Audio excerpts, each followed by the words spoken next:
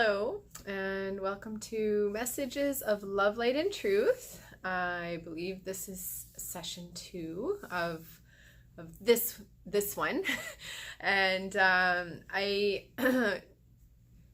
got the insight to share a session or some insights on a topic that I've dealt with a lot in my own life, and I've struggled with in my own life, and I've done a lot of work to let go of and move on from in my own life.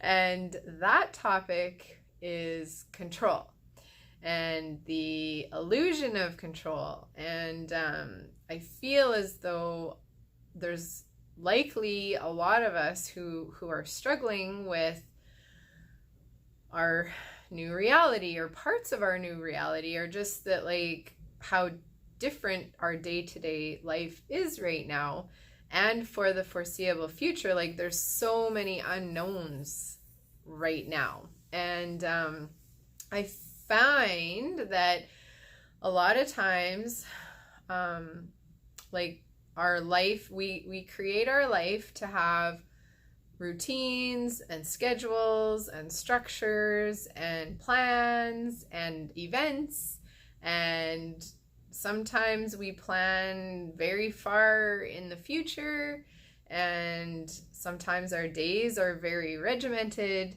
and there's not a lot of wiggle room from task to task to task to task, and it's just, you've got to get stuff done, and everything in that space kind of goes along with that. And it's almost like I see like gears. So like you're a gear, like it's like that circle with the little teeth that does this with other gears, which are other people in your life that are in sync with what you're doing and with your schedule, and they gear in and gear out with your schedule depending on what you're doing, and then your schedule gears in with what other people have going on, and it's just this beautiful network of gears rolling and connecting and like making forward progress with each other all together in a coming and going kind of network of gears. But then what happens sometimes is something comes along that stops the gears and causes you to change gears, and it unsettles the network of gears. And then a lot of times, like speaking just for myself, like a lot of times you struggle a little bit because all of your network and all of your plans and all of your schedules all of a sudden are basically out the window. And it's almost like when we start to feel like we're a little out of balance with how much control that we have with our life, we get these reminders that, like, actually you can make all the plans you want and you can schedule whatever you want, but if it's not meant to be, it's not going to happen. And it's just, for me, this whole isolation and everything shutting down and having 3 people in the house all the time that normally are not here. Like I work from home most of the time, and I see clients here most of the time, and it's so like their routines are messed up because they're used to leaving the house and going to school and going to work and going to activities and all these things, and my routine is out the window because I'm used to just having quiet and being able to speak with people on the phone or have people come here for sessions or do computer work for hours uninterrupted, or be creative with like coming up, like just having like the space to like flow through my day with my little gear. And so it just really feels like all of that has just been thrown out the window right now. And it's interesting because like I've been working on this whole concept of control and the illusion of control for years now. Like I would say almost a decade, like a few years now. I've been learning how to let go, and I've been learning how to, like, rather than pushing and forcing things, because good Lord, like A-type personalities are the best at that. And I definitely was an A-type personality, and just like pushing and forcing against the tide or against the flow, or like pounding on closed doors to make things happen and to make things go the way that you want them to go, or you think that they should go. Like that was me in a nutshell.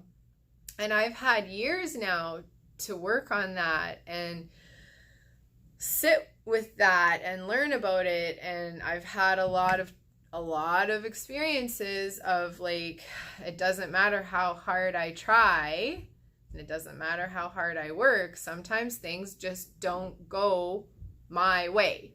And they just haven't gone the way that I thought that they should, or they haven't turned out how I thought that they should, based on my desire and effort that I put in making it happen a certain way.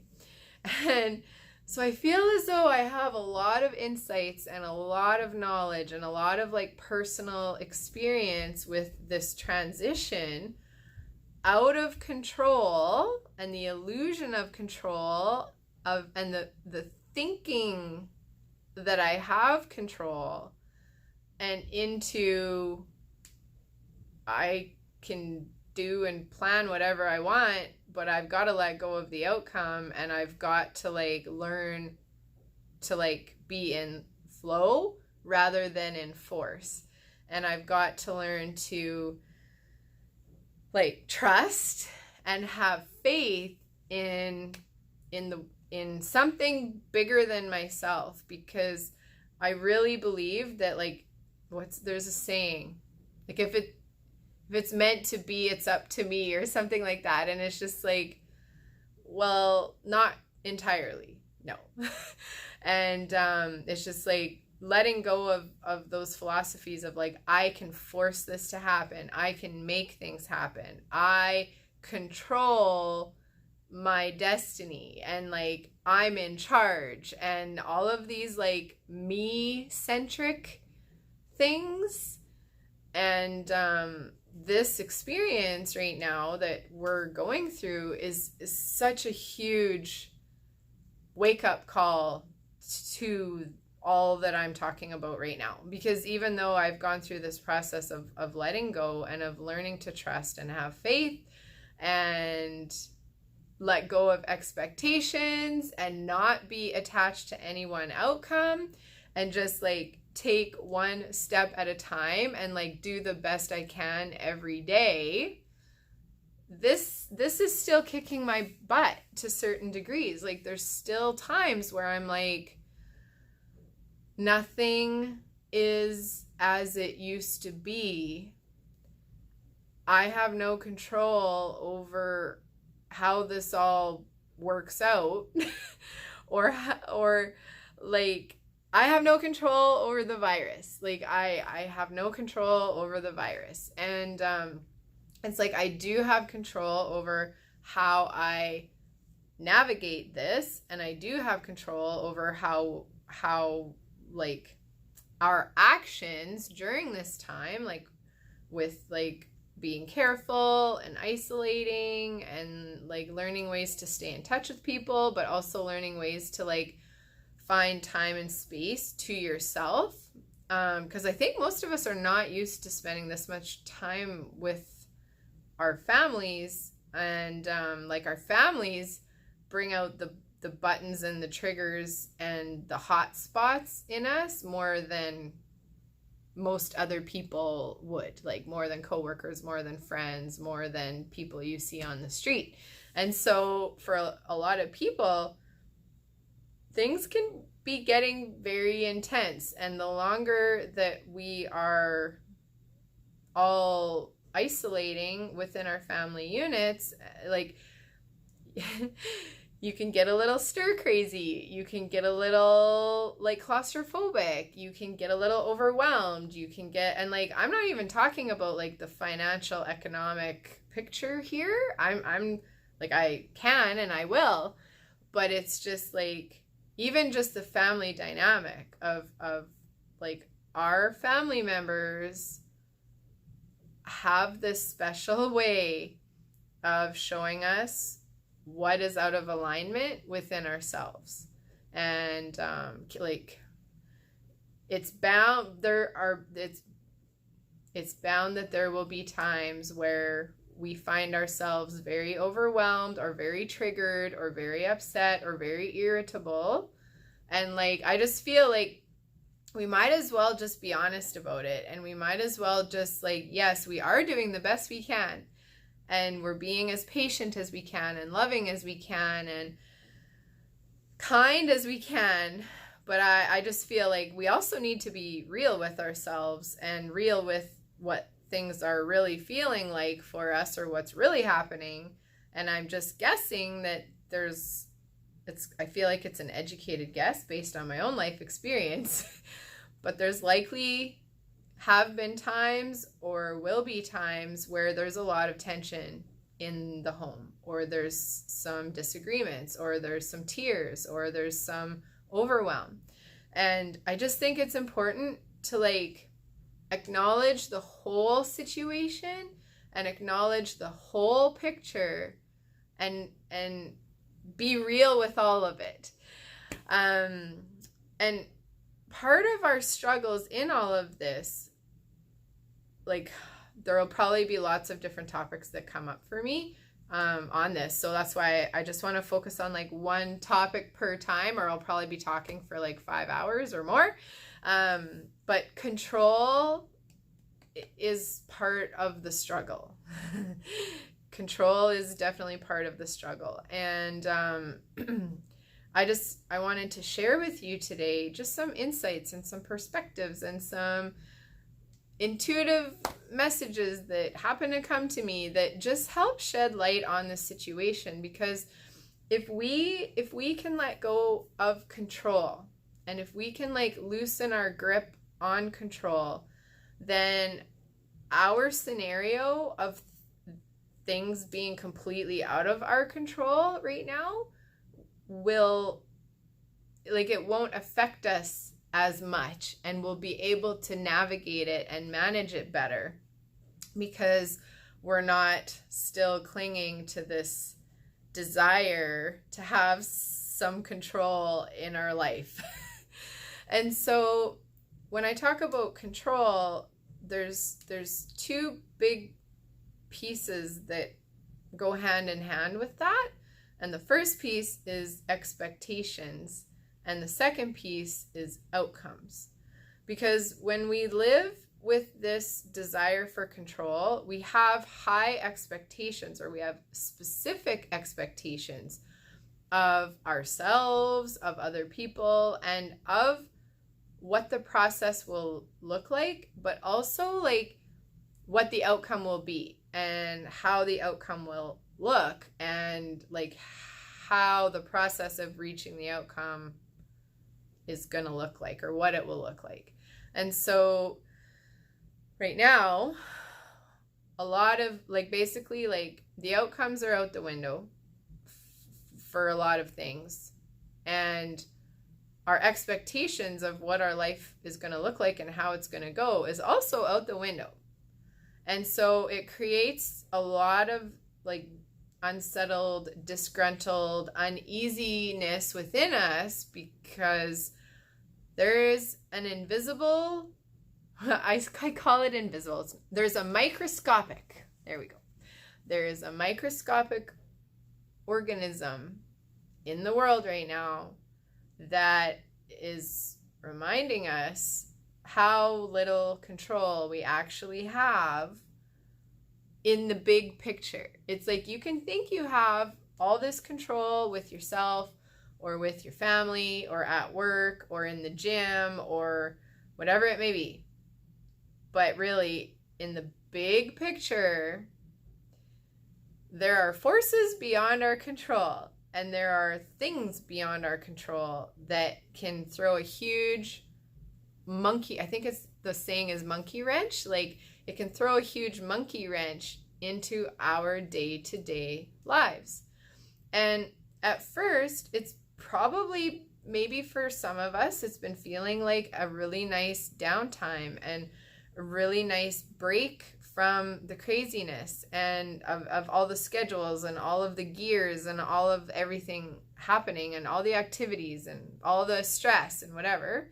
But as time goes on, because none of us know how long this is all going to take or if it's going to come back or whatever, like we just, what is it? The vacation, the feeling of vacation, it will wear off sooner or later. And like the desire to get back to what we were doing before, it will be there. And like, it's almost like once everyone gets caught up on sleep and once everyone gets caught up on rest and once everyone like has had their good quality family time all together with each other, not leaving the house, not having much of any time to ourselves, I just feel that like things are gonna get real and tensions. There will be that tipping point where it's like, okay, like happy time's done. Like I need a break from my kids, or I need a break from my partner, or I just need some alone time, or I really want to get back to work, or I miss my coworkers, I miss my friends, I miss my activities, I miss the busy.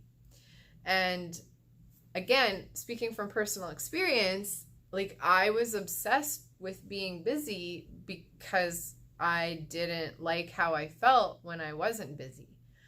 And I was obsessed with having something to do all the time and being around people all the time, and just like from sun up to sundown, always making sure I had something to do because I really, really, really didn't like how I felt when things were quiet, when I didn't have anything to do, when I had nowhere to go, no one to see, and nothing to do.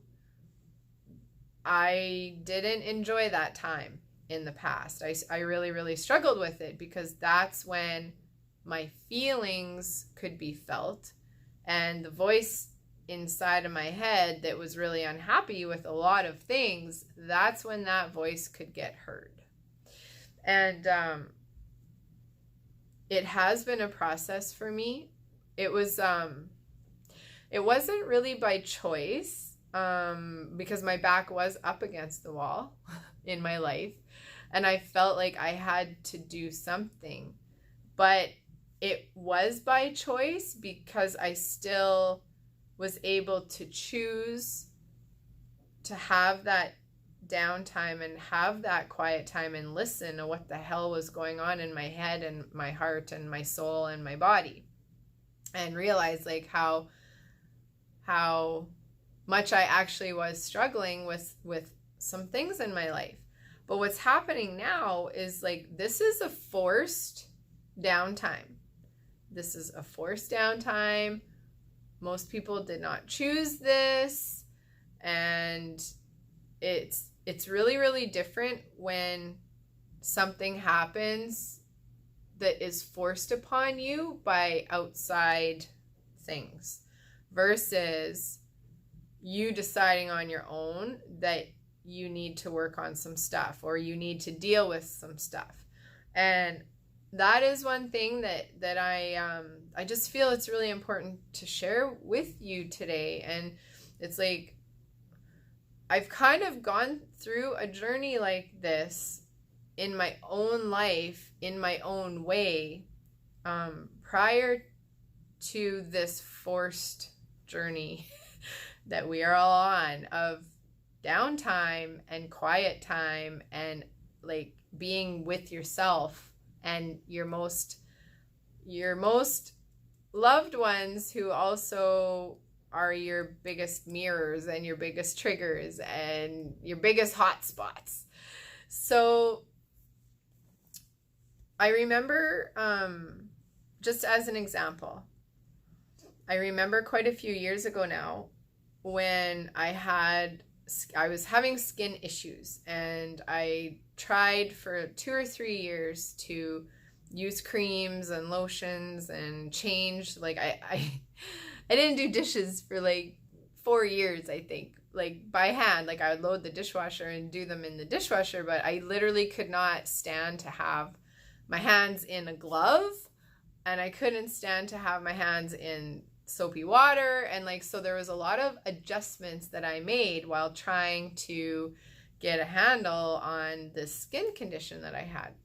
And so finally I went to a naturopath, and she was like, oh, like you have candida, and like it's like your body is like bursting at the seams with this like I don't know if candida is a fungus or what it is. Anyway, whatever. Candida is a thing that is like too much, like there's too much sugar and stress and it's just like a volatile environment within you, and then it creates like this itchy, bumpy, rashy, gross, for me it created a gross skin condition. But I remember how it felt to have someone else tell me, you can't eat dairy, you can't eat gluten, you can't have alcohol, you can't have much fruit, you can't have any sauces, you can't.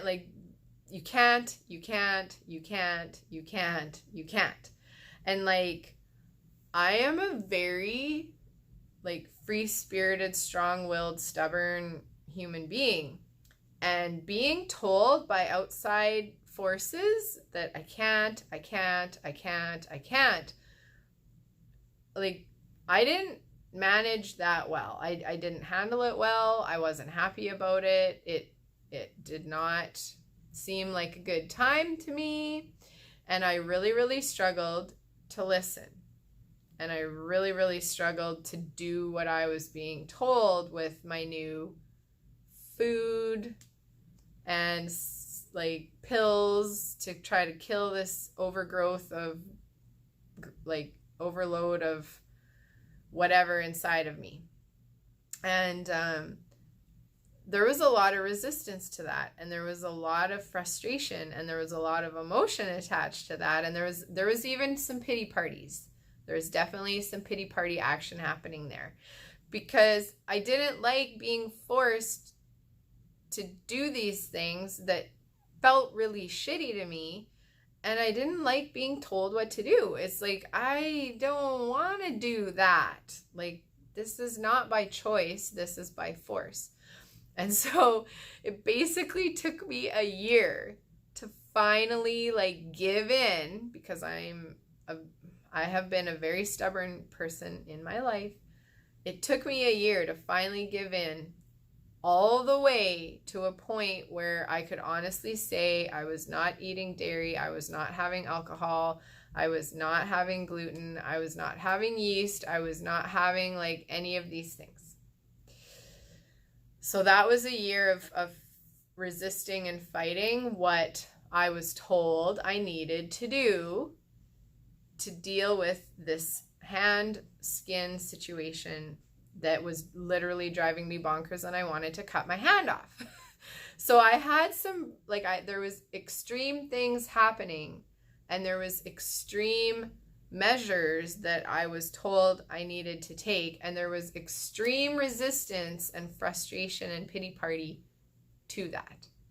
And I just feel that like that is a very similar example to what is happening to all of us right now.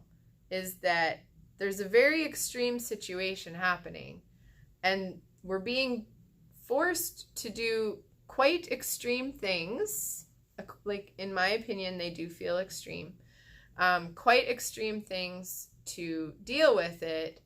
And if anyone out there is like me, there is frustration, there is resistance, there is sadness, there's pity partiness, there's like, I'm going to do the best I can, but I'm not happy about this. I'm not enjoying this. This is not how I want to live my life. I just don't think I can be the only one that feels that way or that thinks that way, or I can't be the only stubborn person on the planet. So what I learned is 2 to 3 years of all of this later, the food restrictions helped the hand, but it didn't solve the causes that was creating all the stress and that was creating the candida in the first place. So I had to do other things, which was like energy. There was like mental, emotional, and energetic work, intuitive work. I had to bring those options in order to actually like deal with the cause that was causing the candida to like go crazy inside of me, which then was causing these hand skin issues. And but what I found was, like, once I finally dealt with the causes of this issue, and I assure you there are causes of the virus as well that are not just physical in nature, because my physical problem was not caused only by physical stuff. There was other stuff going on as well. But what I found was, once I had dealt with the causes of my hand problems, all of us, and like I was able to go back to eating whatever I wanted because food wasn't the issue anymore. There were lots of foods that I just didn't want to eat anymore. And there was a lot of things that like I could have eaten if I wanted to, but I just didn't want to. And I didn't crave them anymore. And I still love chocolate. Chocolate is one for me that I'm like, I don't need bread. I don't need dairy. I don't need all of these other things. I don't need like sugary stuff. But I just still really like chocolate. Like that for me is like a necessity. I don't know. It's probably feeding candida, but it's like there's probably still some candida left in me that's like, she's still feeding us because she's still eating chocolate. Ha! Joke's on her. But what I'm saying is, once I had the choice to eat whatever the hell I wanted to, there were a lot of foods and a lot of alcohol that I just was like, I feel better when I don't have them. I'm okay to not have them. I don't need them. But it was a totally different feeling for me because I felt like I had choice. And I felt like I'm choosing to change this. I'm choosing to stay this way. I'm choosing and there's something very liberating and very empowering about feeling like you have choice and to have choice. And so even though I could have gone back to eating whatever I wanted, my food that I chose was very much the same food that I was forced to eat for the past 3 years dealing with this candida stuff. So psychologically, when we have choice, it just feels so much better. And there's no resistance, and there's no fight, and there's no pity party, and there's no sadness, because it's like, yeah, I could do whatever now, but I'm choosing to do this. I'm choosing these options that I was so resistant and so angry about having to do them for the past 3 years. So it's this I let go of the control that I wanted to choose the food, and that I like whatever, all this control of like nobody's going to tell me what to eat and nobody's going to tell me what to do. But meanwhile, my skin was like, you need to do something. But I finally found a way to let that go. And I finally gave in, and I finally accepted it, and I finally surrendered that at that time, the food restrictions were the only thing that was working. Through that journey, I found things that resolved the causes of the candida, the causes of so the candida was causing the rash, but something was causing the candida. And that was my stress and my emotions and like my inability to calmly deal with a lot of things in my life. And so there were non-physical things that was causing the physical candida to mess with my physical hand and to create these physical rashes. Once I surrendered, and once I let go, and once I just gave in, I was actually able to find what I really, really needed, which was changes within myself. And then once I did that, I just, all of a sudden, once it was almost like I learned the lesson and I dealt with the lesson, then it's like, okay, well, now you have no hand issues. So you're free from this cage, but what do you choose now that you have choice again? And it was like, I knew that if I chose to be a strung out A-type stress ball, I knew that I was gonna get candida again. And I knew that if I was gonna be a strung out, stressed out, like freak out person and eat certain foods, then I was gonna be right back in the same spot that I was in before.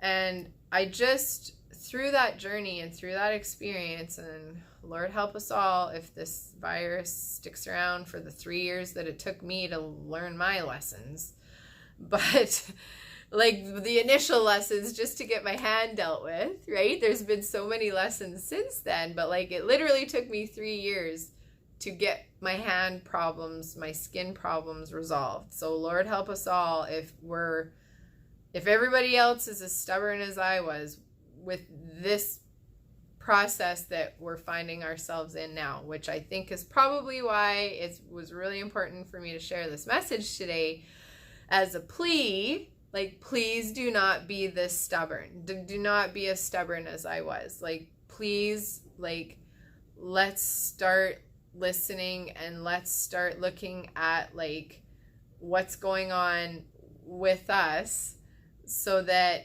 whatever the lessons are that we are meant to learn, and whatever this forced isolation, whatever the reason for this forced isolation is like, we make those changes and we surrender and we let go of what is no longer serving us, so that when we have choice again, we're making better choices so that these virus things, worldwide pandemics, don't come back and don't happen again. Because it really is a vibrational thing. It's an energy attracting thing. Like, if our vibration matches that of the virus, then it's like a perfect match. It's a match, like, it's like matchmakers.com. Like, it's a perfect match, and our energy and our vibration is in alignment with this virus, and they just dance the night away together. And yeah, one thing leads to another. Anyway, so I just wanted to share that, like, I do feel that it's important that we look beyond the physical with this, because I had to in order to like actually stop the causes of the rash on my hand. And I think it's really important that we, like, it's not about fighting against what's happening right now. Like, don't fight against the isolation if that is what is needed at a physical level to help slow this. But and it's just like surrendering to the fact that we are confined within our homes and within our driveways and whatever, with people who very often trigger us, and we love them, but they trigger us, and they love us, but we trigger them. And just like, rather than fighting and pushing and trying to control the situation, it's just like, what if we just chose to like, I'm just gonna do my best to flow with this situation, and I'm just gonna do my best to like feel what I feel and deal with what I feel, and I'm just gonna do my best to like listen to that voice inside of my head that's talking and might be upset and might be unhappy and might want some things to change and whatever. And like, what if we take this time to listen? And what if we take this time to just like accept what is happening in the world right now and learn from it? And it's like, what is my role in this? Like, what am I meant to learn from this? What am I meant to change from this? What am I meant to realize because of this? What am I meant to, what am I meant to work on during this time? And, I read a post the other day. It was very insightful, that said something like, during this time, this downtime that most of us have never had our entire lives, like, it's pretty ironic because like I had mono when I was a kid for a month, and I had forced downtime for a month as a kid from mono, but I also, there was a rough couple of years in there because I also had my appendix out as well, and there was forced downtime for about a month with that too, because back in the day, like, it took a really long time to heal from your appendix, and like I couldn't do anything for about a month after, as far as like activities. Like, I'm pretty sure I still went to school once I like got out of the hospital and like healed a little bit, but it was like so important not to like rip open the incision spot and like damage my muscles and whatever they had to cut through down there to get that appendix out. So I and an injury as well, right, causes forced downtime. But just because I had to have downtime didn't mean my whole family had to have downtime, didn't mean my whole community, my whole province, my whole country, like the whole world. Just because I have had forced downtime in the past doesn't mean that everyone around me is also having forced downtime at the same time, all at once.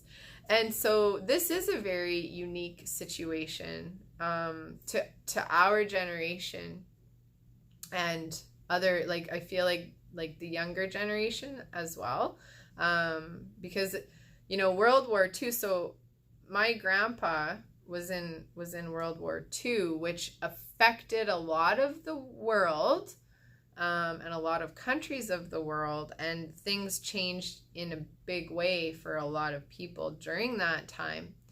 But, and correct me if I'm wrong, like, I'm very open to being educated and having comments and feedback on this, but I can't think of another time since World War II that such a large part of the world and like everyday people, not just like health care workers or Red Cross or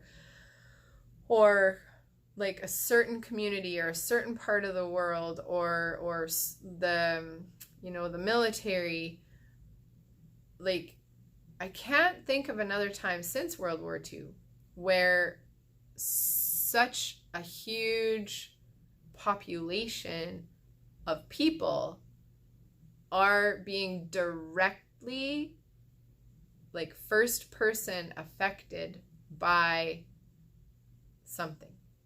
And so I just was thinking of that this morning. I was like, so my grandpa was a young man in World War II. So his generation faced it like hands-on, firsthand, and their everyday life, a lot of them were affected by it. And depending on where you were in the world, like I know kids were affected by it. I know like schools were, like going to school was affected by it. Everyday life was affected by it. And so the offspring of that generation of soldiers and people who were in the war, they would have been affected as well, which could be like my parents' generation, because like, well, my dad wasn't born till after the war, but his siblings, I believe, were maybe born very close throughout there somewhere. So they would have felt the effects like firsthand, because the war was still happening while, you know, when they were born. But since then, it's my awareness that like there's been about 70 years now since there's been a massive worldwide, affects every class of people, every race of people, every religion of people, every community of people. Like what, like the scale of this is huge, right? So in my knowledge, it's been about 70 years since something like this has happened on such a huge scale. And it's just, I feel like it's a course correct. I feel like it's a reminder. I feel like it's a reset. I feel like it's a lot more than just a virus being difficult and causing a lot of difficulties in our life right now. And so I don't even know the point of what I was making there on that little tangent, but I just feel like if we take a look through human history, there have been big things that have happened throughout human history that have stopped people in their tracks and have changed everyday life. And the sooner that we learn things during these times, like going back to my hand issue, the sooner that I would have learned to just accept what was happening and have faith and have trust in myself, but also in the bigger picture of life, the less trauma and pain and emotional upheaval I would have gone through. But also, the sooner I would have learned the damn lesson, the sooner I would have got the help I needed or had the realizations that I needed to have of what was actually causing it, and the sooner I could have like made progress in my life, which then gave me freedom of choice again. Because once I gave in and once I accepted and once I stopped being so stubborn about what my current reality entailed, all of a sudden things fell into place. And I got the help that I needed, and I learned what I needed to learn about what was causing all of this. And that opened up choice again. And that opened up, it got me out of the cage of you have to do this, you have to do this, you have to do this. And it gave me freedom again. But it's ironic because the choices that I've made since then is like I never went back to the old way. I never, like, in all ways, I never went back to totally doing all the things that I was doing before. It was like I learned from that process and I grew in that process, and I was able to see things in a different way, and I was able to like understand things differently. It's like I grew up a little bit, just a little bit, through that experience, so that once I did have freedom and once I did have choice again, I have chosen different, and I've continued on the path of learning and growing and choosing different and like being different. And I feel that that's the biggest lesson in all of this is like this pause, this reset, this isolation ultimately is giving us the opportunity to see things within ourselves and within our life that actually aren't working and that actually are not making us happy.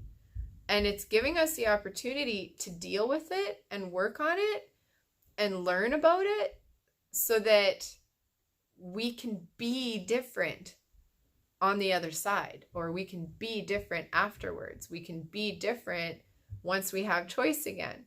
And so it's just such an interesting transition, or it's an interesting opportunity that we are all forcefully being given. But in the end, it could open the doors to some really great changes and some really great growth and some really great learning that is actually meant to help us, and what it's actually meant to like help us stop doing and stop being these things and these ways that are causing a lot of issues for us in our health, in our life, in our relationships, in our work, in our schedules, in our, like, yeah. So what I would like to do, just to wrap up this chat today, is just give you the opportunity just to like look inwards for a little bit. And I don't know, it's kind of like a guided meditation, or it's just like, just gives you a moment to like tune in and just to like now that we have nowhere to go and nothing outside of our homes to do and no one to see, maybe it's time that we spent a little bit of time with ourselves and observing ourselves and observing our loved ones and observing our dynamics and like listening.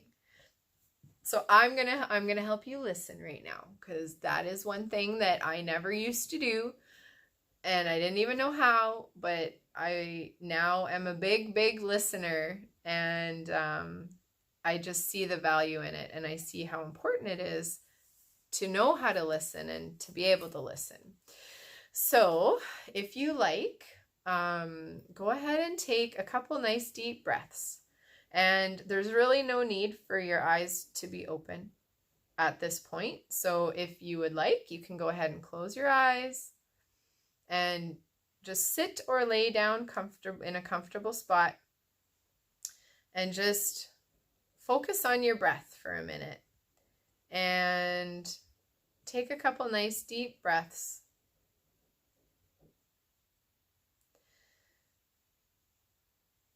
And just,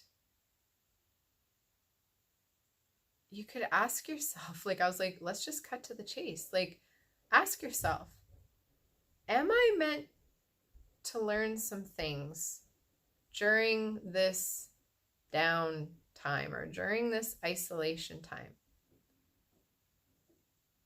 am I meant to realize some things? And just use your imagination and just like imagine that you're getting responses, and just go with the first thing that comes, and just be willing to hear your inner voice and to listen to your inner self. And so there's a lot of different terms that I use. So we've got our higher self, which energetically is the best version of who we could be in this life.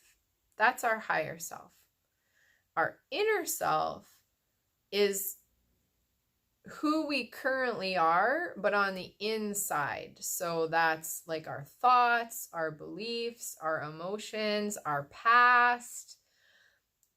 That's our inner self. So our inner self, our body as well, like what we're holding in our body, but like from an energetic standpoint.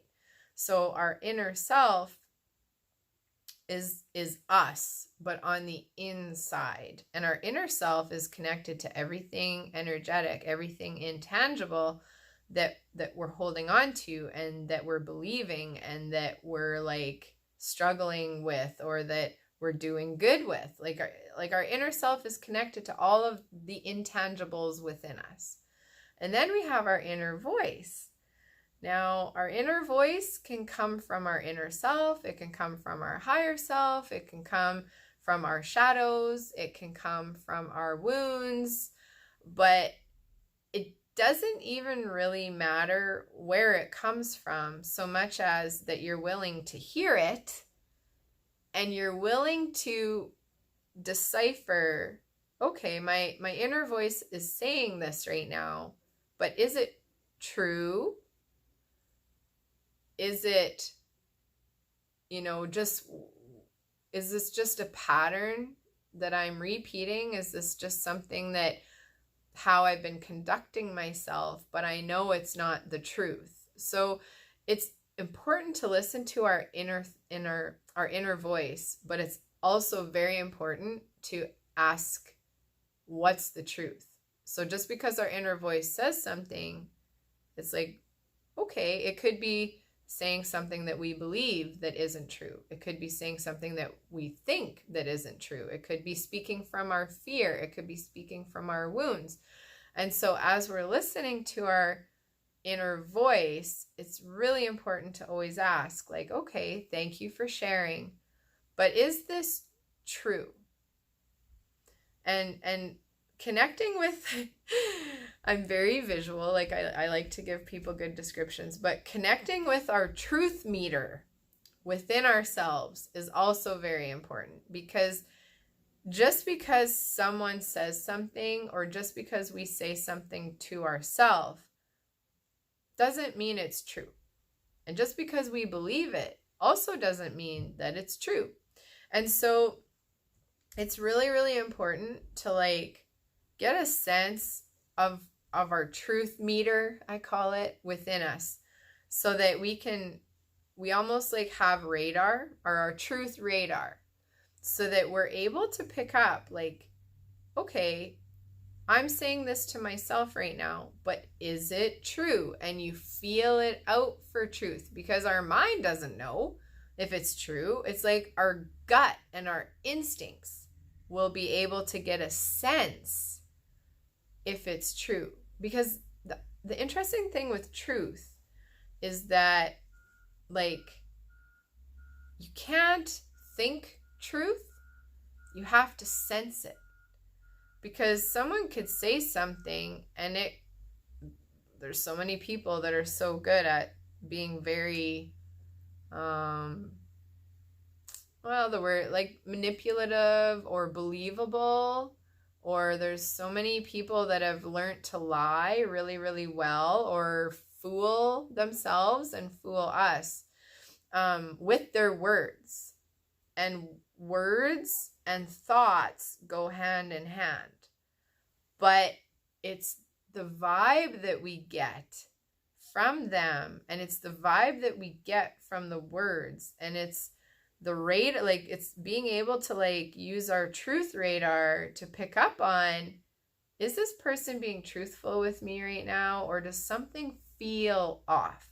Or am I being honest with myself right now, or does something feel off?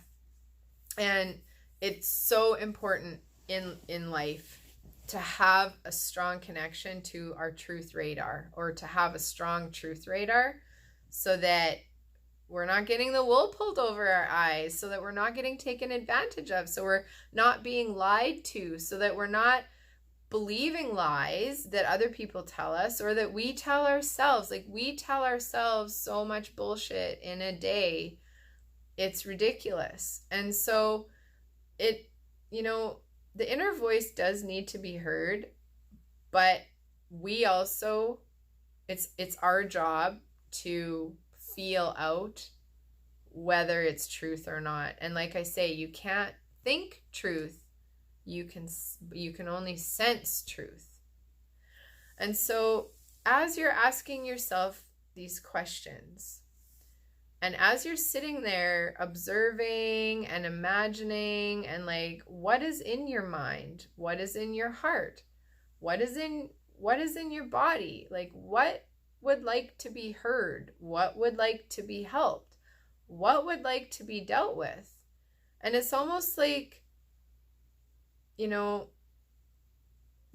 we all know how to care for someone else, whether it's a loved one or a friend or a child or a pet, or like something in some way. I feel that in our lives, we all have someone or something that we have cared for. So the ability to know how to care for someone is within us. And so as we're observing and tuning in and listening to ourselves and observing what's within ourselves, just use your instincts and use your ability to be caring and be kind and to be understanding. Use that with yourself. And it's like, imagine that whatever you're struggling with within yourself is no different than a child that's struggling with something, or a coworker, or a friend, or a pet, or a relative that's struggling with something. And use kindness and compassion to help yourself navigate that, and to help yourself work through it, and to help yourself heal it, resolve it, find the truth of it, let it go, let it go, let it go. Because letting things go, like finding the truth and letting things go, is such an important skill to have when dealing with ourselves. And all of that is the process. Like, as I wrap this all up now today, all of that is the process of letting, or part of the process of letting go of this need for control, or this desire for control, or this belief that as long as I control the people and the things and the circumstances in my life, things will go how I want. And that, like, I can make it happen. And as as we navigate the situation that we're in, it truly is a reminder on a big scale. It's like, yeah, you go ahead and control your kids all you want, or you control your daily routine all you want, but in the big picture here, we are not in control of the big picture at all. And if we're not in control of the big picture, I really don't feel that we're truly in control of our individual pictures either. And that life could flow and be so much less of a struggle if we just learned to let go of some of the control, let go of some of the expectations, let go of like having the need for outcomes to be a certain way, and just learn to take Like, be who you be and do what you do and take steps every single day. But do it because it feels like what you should be doing, or do it because in that moment that's what felt right, or do it because like you just, yes, we need to be doing things, and we need to be taking action, and we need to like not just sit in a boat and do nothing our entire life. It's like, yes, we do have a say, we do have free will, we do have choice. But if you're able to let go of that need for control, then your boat can actually be in the river, and you can be going with the current of the river, and you have paddles, and you have like a rudder that helps you steer and navigate in the river, but you're not trying to control the river. Like, good luck with your bare hands trying to control the river.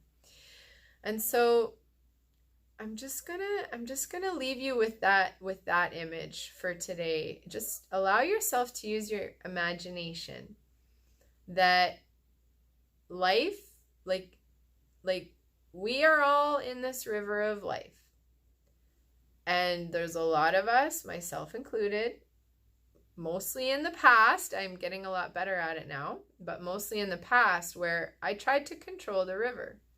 I tried to control which way the river bended. I tried to control the pace of the river. I tried to control what was in the river. I tried to control the scenery of around the river. Like, I tried my damnedest to control everything about that river and the surroundings and where the river went. That didn't work very well. That was really hard, and that caused a lot of pain, physical, mental, emotional, spiritual pain for me. And the picture that I see, if you're willing to let go of some of this control, is that you are in a river. We're all in the river. The river has its own, the river has its own direction that we're meant to go in. Like, I see some people just get up and get right out of the river. It's like, I don't even want to be in the river. I just want to do my own thing and carve my own path and do it my way. I just want to do it my way. And it's like, okay, that's fine, but it's freaking hard. It's really hard. And there's a lot of struggle with that. And I'm not saying we should avoid struggle, because there's a lot of struggle in the river too, because there's obstacles in the river. There's like gates in the river. There's things that have been set up, even though we're in the river and even though we're willing to go with the flow and be in flow, there's still challenges in the river. Trust me, you do not get bored at all. And but the visual that I see of the other option, rather than trying to control everything, is that we are in the river, and the river is flowing in a direction that it is meant to flow in. And some of us, there's like little branches of the river, and some of us are meant to flow in this direction and take this branch of the river, and some of us are meant to continue forward, and some of us are meant to go. But it's just like allowing yourself to flow in the direction that the river has created for you and for us and our own journeys, and like dealing with those obstacles and those gates and those different like challenges within the river, but realizing like I've got my paddle and I've got my rudder, but I'm willing to work with the river, but I'm not in control of the river. And that willingness and that realization is going to help us all get through this. situation, because we're all in this river. We've all been like, it's like we're all in this together. And it's almost like all of these different mechanisms that we've built and all of these different contraptions that we have to try to control the river have just been thrown away. And we're back to square it. In a lot of ways, it feels like we're back to square one.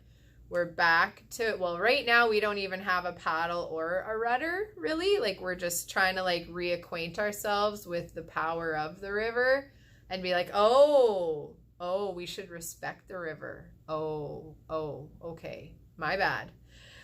Okay, so we're just gonna like reacquaint ourselves with the river and with the flow of life here. And our contraptions and our structures and everything we've built to try to control the river has now just been washed away and thrown in the garbage and recycled and given back to nature and whatever. So we're just going to sit in our little boat here and reacquaint ourselves with the river. And when the river is ready, when life is ready, when the planet is ready, it will give us a paddle and it will give us a rudder, and it will allow us to have choice and to have say within the flow of this river again. And the river is so wise, because it's literally like, I will give you choice and I will give you freedom. However, if you start trying to control me again and you start trying to like own me and force me, we're going to find ourselves in this same situation again. So take the time to learn, take the time to observe, take the time to have some realizations. We're just going to start over again here, and you will get your freedom back and you will have choice back again. But be careful with where you choose to go and what you choose to do with it. Because if you go against the river again, the river will kick your ass again. Because it's like, not out of meanness, but because you can only go so far going against the flow of life and the flow of the planet before the planet has to correct itself again. And the planet has to pick you up and like take all of your fancy things away and reset from square one, let you think about it for a bit, and then start over again.